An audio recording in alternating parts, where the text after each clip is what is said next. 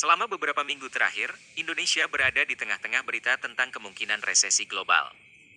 Menteri Keuangan Indonesia Sri Mulyani memperkirakan resesi global akan dimulai pada tahun 2023, didorong oleh kenaikan suku bunga agresif oleh Bank Sentral untuk mengendalikan inflasi.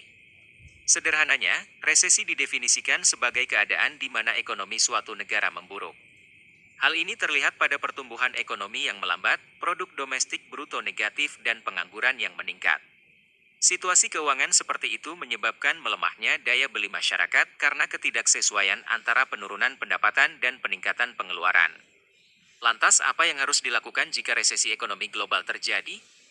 Yuk disimak, ada beberapa tips untuk mempersiapkan kondisi keuangan agar dapat meminimalisir dampak resesi ekonomi. Yang pertama, siapkan dana darurat.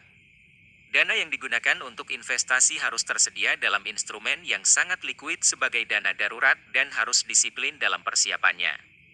Semakin tinggi persentase ini, semakin siap kita untuk memenuhi permintaan dalam resesi. Lakukan setoran rutin sesuai kemampuan Anda, analisis anggaran keuangan Anda, dan hindari pengeluaran yang tidak perlu.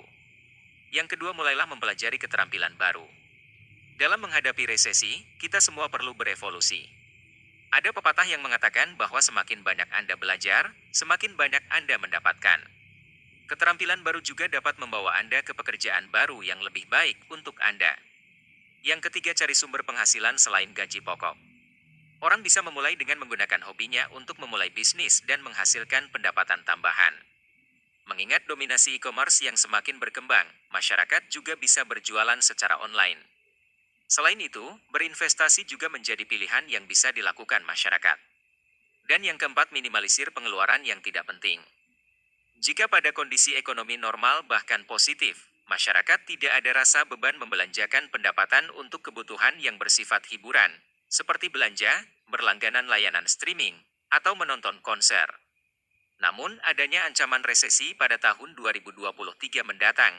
Sebaiknya kebiasaan itu perlu diminimalisir atau ditunda sementara waktu.